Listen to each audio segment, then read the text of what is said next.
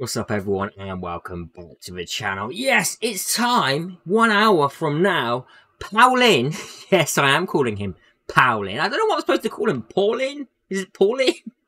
I'll call him Paulin. He's coming back into the game, which you know already, but it's going to be in, well, 1 hour's time that everyone's going to be going for their pulls. So good luck to all of you pulling for Paulin. I'm calling him Paulin, I don't care what anyone says, laugh at me, whatever.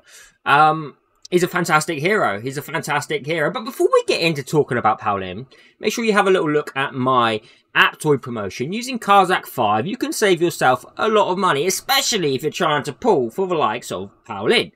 So yeah, enjoy this. Make sure you use carzak 5, and I appreciate all of your support. You're all absolutely fantastic.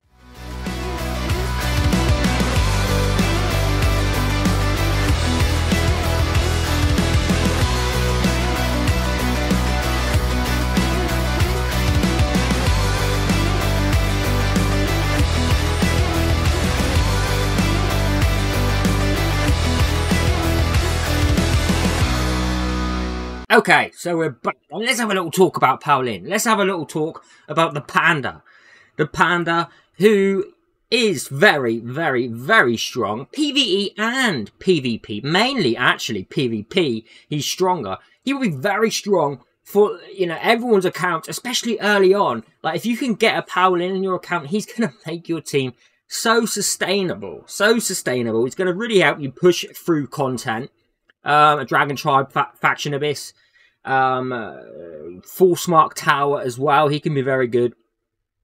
Dungeon teams, he can be very good as well. I mean, let's just have a talk about his skills a moment. So his basic, there's a 60%, well, it increases to 100% once upgraded. Chance to remove one attribute buff. It is an attribute buff, okay? It's not the like sort of shield. So don't think he can be removing a shield. It's attribute buff, so that's attack up, defense up, tenacity, that kind of buff, consolidation as well, from all enemies. So it's not just a single target, it's all enemies. There is a 60% chance to remove one random buff, prioritizing non-attribute buffs from all enemies if self-effect resistance is not below 100% when casting.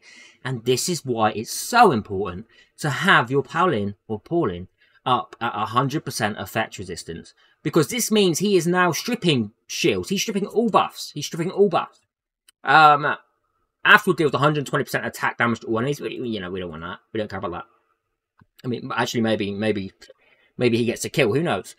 Increases all allies' defense by 60% and tenacity by 60%. If you don't know what tenacity is, this it will decrease the amount of crit damage that you take, which is a lot.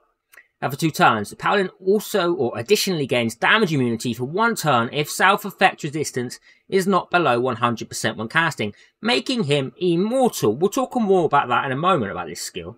His passive, when an enemy inflicts a control effect on self and self-effect resistance is not below 100%, grants self-immunity to the control effect and increases self-turn meter by 20%, and other allies' turn meters by 10%. Besides, increases self-tenacity by 50% of self-initial effect resistance up to 63%, meaning he can take a lot of damage, especially crit damage. This does increase as you increase it. You can see the cap being increased. Now, immense happiness increases all allies' max health cap by 50%, meaning if you're using him with a health burner, he's going to be increasing their health cap, making them deal more damage as well. Very nice to pair him up with the likes of Hizonia, Sigmund, Melia, Hoth, anyone dealing health burn. Sorry, Luth, I forgot about you, mate. And Quinlan, actually, I forgot about Quinlan too.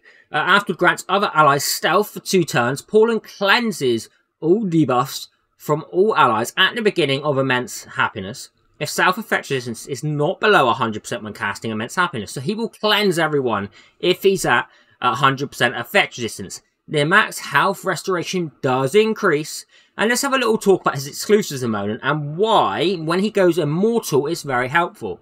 Level 1 increases all allies' effect resistance by 25% at the beginning of each wave for 2 turns if his initial effect resistance is below 100% but not lower than 50%, or increases all allies' effects resistance by 50% for 2 turns at the beginning of each wave if Paulin's initial effects resistance is not lower than 100%.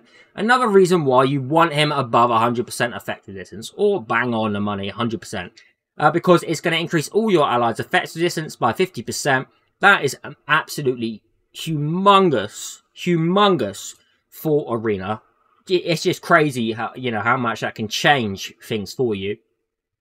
PvE as well, if you're facing up against those holders, anyone, sometimes Sinton as well, with the provokes and faction abyss, that kind of thing, that can be very helpful. Or Walters, Sigmunds in Tower of Mark, that kind of thing. Level 2, Paulin increases his turn meter by 10% for every enemy target whose speed is higher than him at the beginning of each wave. That's at the beginning of each wave. He will increase his turn meter by 10% for everyone who's faster than him. Meaning we can build him slow. We can build him slow on that basis. Very similar to Quinlan. Level 3 gains 1 more turn after casting Immense Happiness. And also grants resistance Wait. Oh, I always get this wrong. So, is it resistant? Debuff resistant? There we go. Debuff resistance. I get it in the end.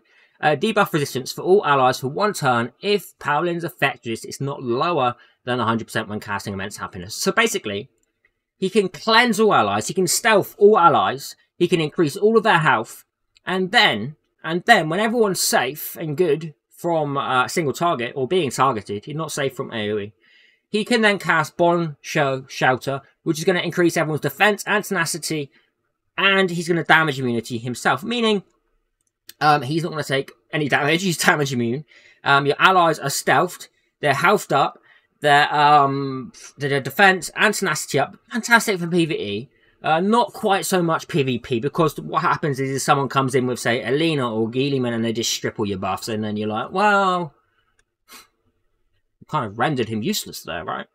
But if you time it, speed tune it, that kind of thing, it can be very helpful. So Paulin is a fantastic hero, and you should all really want him on your account, because, there's not a place that you won't really, or you can't find a use for him. He's great everywhere. He's great for Guild Arena, Advanced Arena, all PvE content, wherever he can be used. Unless you have a huge selection of heroes, Paulin's probably going to be in your team. He's probably going to be in your team. Elemental City, some stages he can be useful as well, actually. But it depends on the rotation. It depends on the rotation. So yeah, if you don't have him, good luck on pulling him today or over the weekend on your excellent wishes. And remember, every 10th, every 10th pity, if you didn't summon Paulin within the 10 times you summoned a legend, it is guaranteed to be him. Okay? Now, I know it's a lot, but some of you will hit that. Some of you will hit. Oh, and I'm so sorry if it's you. I'm so sorry if it's you. Because every 3 legends we pull, we're guaranteed to get one of the legends in that lineup of the 5. So good luck, everyone. I hope you get your Paulin if that's who you want. Some of you may even want one of the other heroes on the banner. I don't know. Quinlan would be a fantastic consolidation. So yeah, I'll see you on the next video. Good luck, everyone. Make sure you use carzak 5 so you can save yourself some money and support me on my channel. At the same time, I appreciate it so much. You're all fantastic. And I'll see you in the next video. Take care. Have a great day, evening, wherever you are.